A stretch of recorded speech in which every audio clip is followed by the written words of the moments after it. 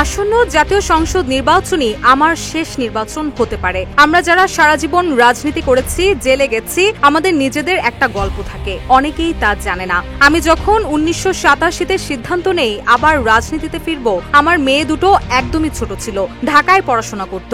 আমার স্ত্রীর বয়স অনেক কম ছিল। সে প্রথমে স্তম্ভিত হয়ে গিয়েছিল, বুঝতে পারছিল কি ভয়াবহ অনিশ্চিত জীবনে পা দিতে যাচ্ছে। এইভাবে নিজের রাজনৈতিক জীবনের কথা বলেন বিএনপির মহাসচিব মির্জা ফখরুল ইসলাম আলমগীর। 4 নভেম্বর ফেসবুকে এক পোস্টে এসব কথা জানিয়েছেন তিনি। মির্জা ফখরুল তার পোস্টে রাজনৈতিক উত্থান ও ব্যক্তিগত ভোগান্তির উদাহরণ তুলে ধরে রাজনৈতিক নেতাকর্মীদের দুঃখ দুর্দশার কথা উল্লেখ করেন। এছাড়াও তার পোস্টে দলের চেয়ারপারসন বেগম খালেদা জিয়া, ভারপ্রাপ্ত চেয়ারম্যান তারেক রহমান সহ নেতাকর্মীদের প্রতি কৃতজ্ঞতা প্রকাশ করেন তিনি।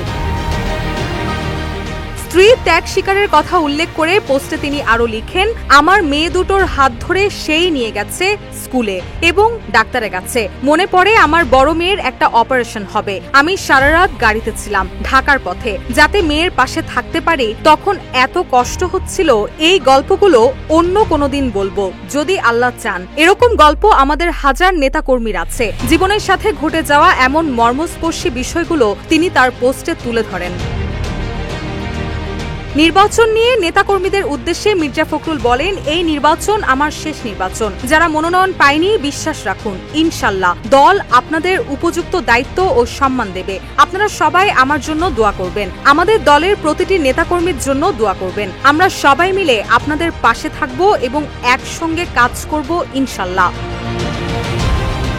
এদিকে নির্বাচনে সম্ভাব্য প্রার্থীদের তালিকা প্রকাশের পর দলীয় নেতাকর্মীদের মধ্যে নতুন উচ্ছ্বাস ও আলোচনার সৃষ্টি হয়েছে। স্থানীয় রাজনৈতিক অঙ্গনে নির্বাচনী উত্তাপ আরও বেড়েছে। তবে বেশ কিছু জায়গায় মনোনয়ন না পাওয়ায় ক্ষুব্ধ হয়েছেন অনেক নেতাকর্মীরা।